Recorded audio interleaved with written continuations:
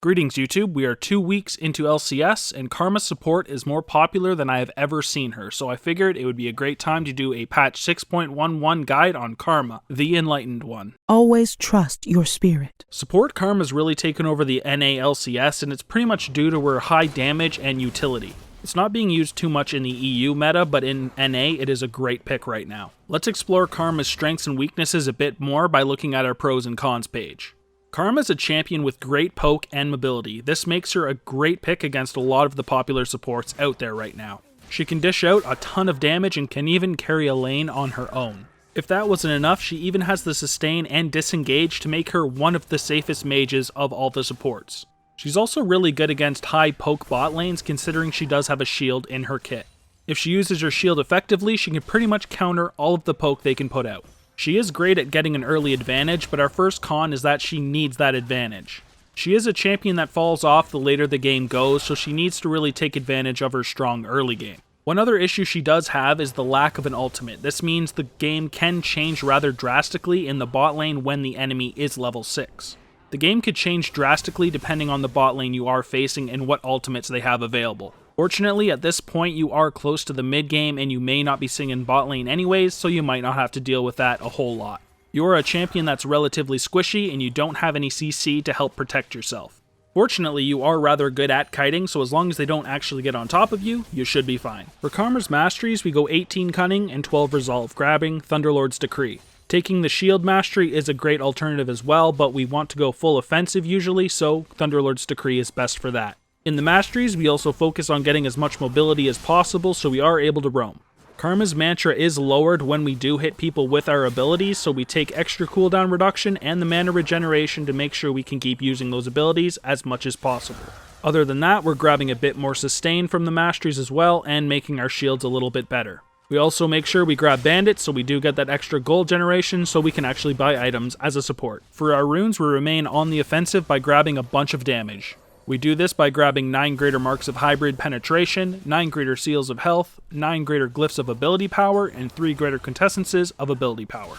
In total, we get a whopping 25.5 ability power, 72 health, 8 armor penetration, and 5.5 magic penetration.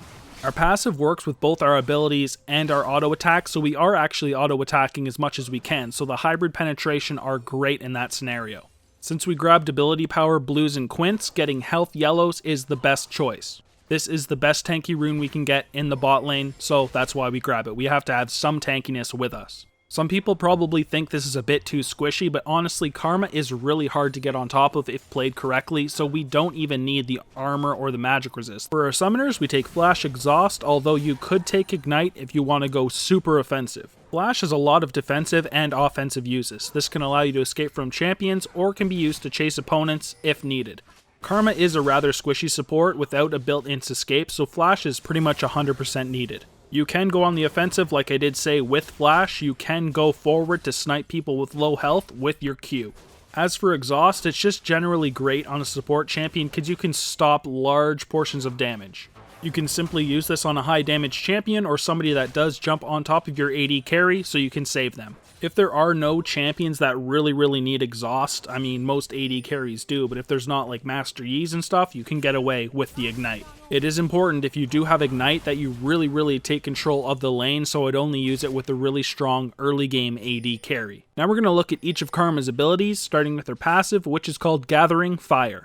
So very simply, whenever she hits an enemy champion with an ability, the cooldown of her mantra goes down between 2 and 3 seconds, and when with a basic attack, it goes down from 1 to 1.5 seconds. Mantra's cooldown is rather long, but it can get really short depending on how much you are hitting the enemy champion. Karma is a really strong champion at abusing her opponents, so this really promotes to do so. There's no reason not to harass your enemy champions. The more times you're hitting the enemy champion, the harder you're winning the lane, which in return lets you use them more often, so it becomes a shitstorm for the enemy team. Your empowered abilities are really strong, and it's very important that you use them as much as possible. Before we look at the basic abilities, we have to look at the ultimate first, considering all the basic abilities have their own ultimate form.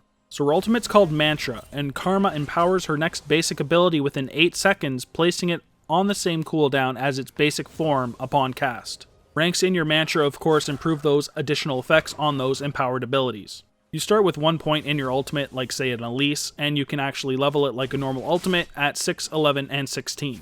So as I said on the passive page, the cooldown is rather long. It's between 45 and 36 seconds. That is rather long, but like you know, it does go down when you hit enemy champions. When you combine your passive and your ultimate, it means hit those damn champions. Hit them as much as you can and keep empowering your abilities and completely wreck that lane. So now let's look at those basic abilities, starting with your Q, and it's called both Inner Flame and Soul Flare, depending on if it is empowered or not. For the basic form, which is Inner Flame, you pretty much just fire a little bolt out that does do a bunch of damage and slows them for 25% for 1.5 seconds. It does decent damage at between 80 and 260 base with a 60% AP, and it is your main form of harassing the enemies. It's even got a decent range of 950, which makes it great for poking, and the cooldown's only between 7 and 5 seconds, so you can use it rather often. This is your main ability for taking control of the lane, considering it's a really high amount of damage and it's hard to sustain that much poke. For the empowered version, which is called Soul Flare, it does a bit extra damage, but it also leaves a little slow zone, which is 50% slow, and if they are in it when it detonates, which is after 1.5 seconds, they take even more damage. The bonus damage from getting hit by just the empowered ability is an extra 25 to 175 base and 30% AP. This brings it up to a 90% AP ratio, which is a really high amount of damage, and it's a really hard poke. As long as you're harassing often, you can get these off over and over again, and your enemy opponents are going to be pretty miserable. Hopefully you are able to get that detonation magic damage off as well, considering it is between a 50 and 350 base with an extra 60% AP ratio. The detonation damage can be hard to get off sometimes depending on how they are positioned, but it's really nice for those occasions where you do get it off. Karma's next ability is her W, and it's known as Focused Resolve and Renewal. This is that ability Karma has where she forms that tether on an enemy champion that I'm sure you've all seen. When Karma forms this tether, she deals magic damage over 2 seconds and grants true sight of them over that duration. It actually deals a pretty decent amount of damage at between a 60 and 260 base plus 90% AP ratio. After that 2 seconds, if the target doesn't break the tether, they are then rooted for a short time, and that root duration is between 1 and 2 seconds based on the rank. This is a fairly decent ability, but it's not as strong as our Q and E, so we actually have to max this one last. The empowered version called Renewal does exactly what you would think from the name, and it heals. When you cast it, you instantly get 20% plus 1% per 100 AP of your missing health.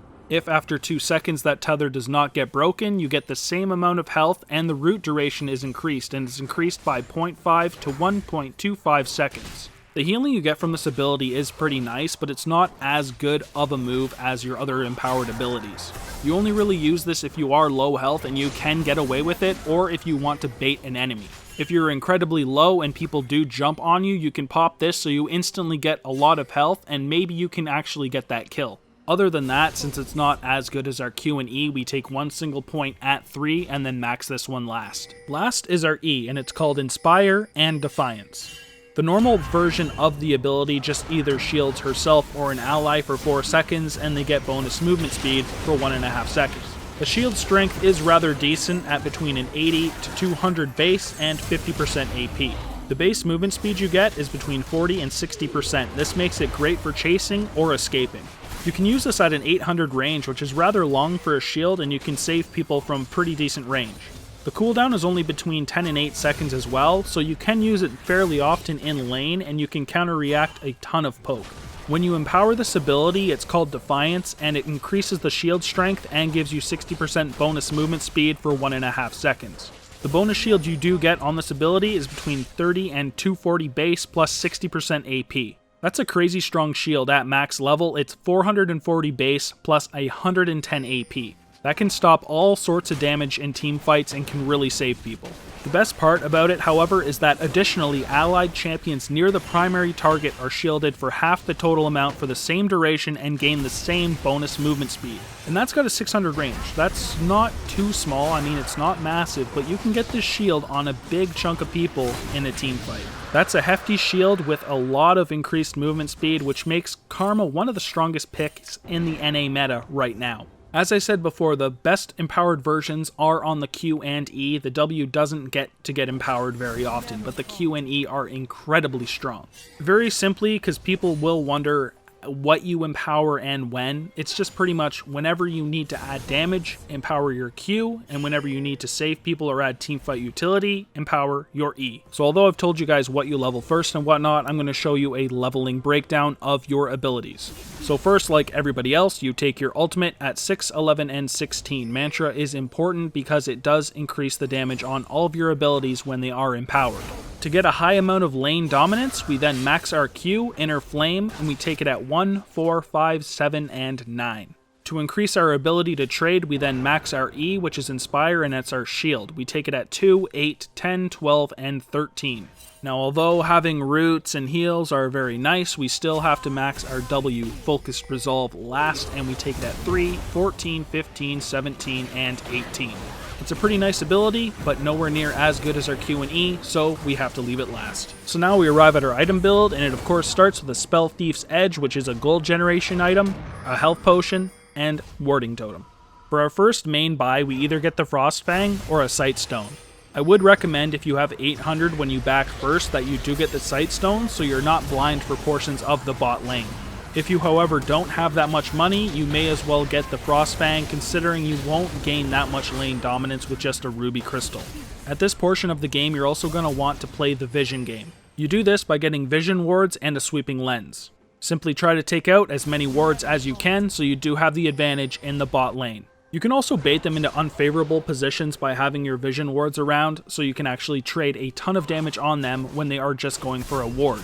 This can give you a big advantage, and it's really not worth it for them in the end. For our first core piece, we get Eye of the Watchers. It gives 25 ability power, 10 cooldown reduction, 2 gold generation, 200 health, and 100% base mana regeneration. This item is fantastic, so you have more mana to poke, and you still have the wards to drop. Next, you move into Boots of Swiftness. I take these boots because I get so many cooldown reduction items that I don't actually need the Ionian boots. If you find yourself going for one of those high AP builds that doesn't have a lot of CDR, then you may want to get the Ionian boots here instead. We then follow it up with a Locket of the Iron Solari to finish our core. We get 10 cooldown reduction, a bunch of health, health regeneration, and magic resistance from this item. All of these stats are fantastic, but it's also got an Activate, which does provide a shield for our teammates, which makes them tankier. This is a fantastic support item, and I pretty much get it on any support always. We then finish off our full build by getting a Zeke's, Mikhail's, and Leandri's. Zeke's gives yet more cooldown reduction, ability power, and gives us 30 armor as well. With this item, you tether onto a champion, and when you do get 100 stacks, your allied champion you're tethered on gets 50% extra crit chance for 8 seconds.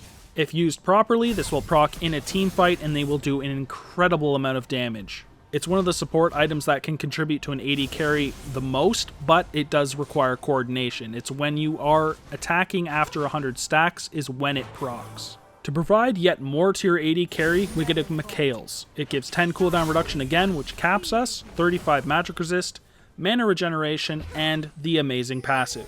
When you do activate this item, it removes all stuns, roots, taunts, fears, and silences and slows on an allied champion and heals them for a bunch of health as well. This can get your AD carry or other champions out of many sticky situations, and they will love you for it. Last is the Leandri's Torment. It gives 80 ability power, 300 health, and a passive which gives 15 magic penetration as well. The best part, yet again, is the passive, and it is whenever you deal spell damage, it burns enemy champions for extra magic damage over 3 seconds. It's actually 6% of their health, so it is great against tanky champions as well. If their movement is impaired when this goes off, they take double the damage, and guess what? Karma can impair your movement. The first alternative we have listed is the Frost Queen's Claim. It is a fantastic item, but then you do need to have a slot for the Ruby Sightstone, which I don't really like having to do. I much prefer getting Eye of the Watchers in my builds, but Frost Queen's Claim is relatively good if you are looking to have that little go slow bullshit. Ardent Sensor is an item I like to take fairly often on Karma depending on if I need the movement speed. You get 40 ability power, 10 CDR, and 100% base mana regeneration, so you can shoot spells more often.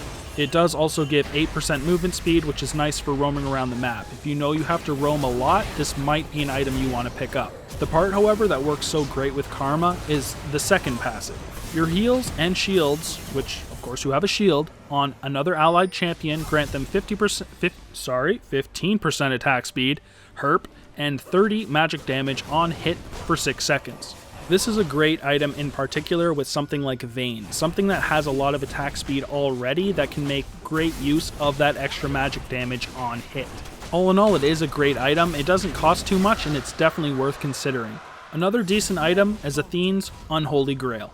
It's honestly not the greatest item in my opinion on Karma, but it can be good against high poke comps. If you were really worried about poke and you were against something like a Caitlyn Zyra or something to that effect, maybe a Sona, then you may want to consider getting this. It does switch between high base health regen and mana regen, so you usually will have a lot of both and you'll be able to deal with that poke. You in return would also get to use your poke more often and hopefully win the lane that way. I don't get this item, like I said, very often, but it can be viable. Another item I don't like picking up, but sometimes don't really have a choice, is the Frozen Heart. This is a great item if you are against a lot of auto-attacking champions. Usually, however, you'll have something like an Irelia top or something that will grab a Frozen Heart and you won't have to, which is nice, but, sometimes you really don't have the choice, so, sometimes you have to buy it, but hopefully not. Next up is a ZZ Rot Portal, and I hope I said that right. This is generally good because it gives you defensive stats, but you can also help push a lane with the little Voidling bastards that pop out of this. Yet again, not an item I pick up too often on Karma, but sometimes you may have to help with split push a little bit, so you could end up getting this item. Last, which I already talked about, is Ionian Boots. Now you can see the vast amount of CDR items there are, so really you only get this if you decide I'm going to be AP carry mage because our team has no damage and not get any CDR. In that case, where you have to build death cap, Rylai's, and all sorts of crap and pretend you're a mid laner, then, maybe Ionian Boots are the best choice. Karma is a great support champion, but she's especially good against stuff that can't deal with the amount of poke that she puts out. Stuff like Jaina, Morgana, and Thresh just don't have the ability to deal with all the damage you are putting out, and they do have a miserable time dealing with a Karma. In situations where you are against champions like this, you just have to keep tossing your Q out and landing them. There's not much else to say. You should win the lane rather convincingly, of course, depending on skill and what AD carry, but, it shouldn't be too hard. The two supports you're probably weakest against are Braum and Zyra.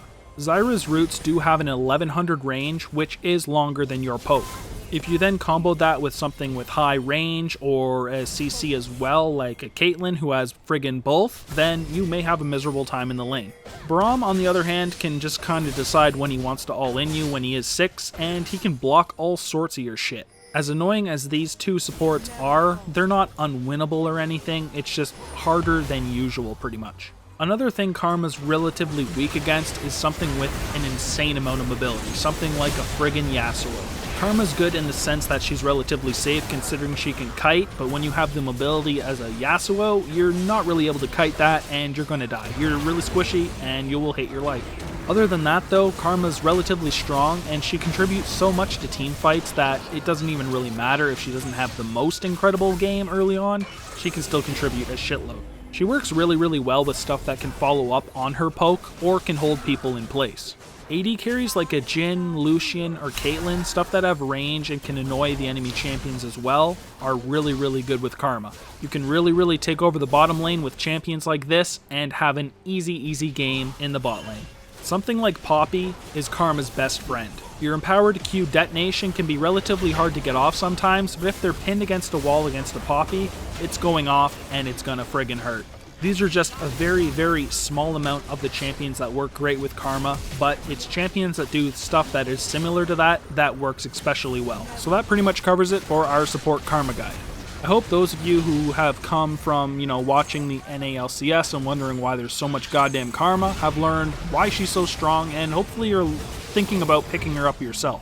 We haven't seen her in EU LCS too much yet, but that may change rather quickly. It's only week 2, so who knows. They seem to choose the tankier champions, but, it could happen. So I'd like to thank you guys for watching this guide. If you guys did like it, please like and subscribe. We love all the support, so, please do so if you enjoyed it. You can view more of our guides on our website, which is www.egamingtv.com, and you can follow us on Twitter at egaming_TV. For all the support you guys do give us, we do skin giveaways on our Twitter, so if you are interested in the chance to win free skins, please make sure you do follow us on the Twitter.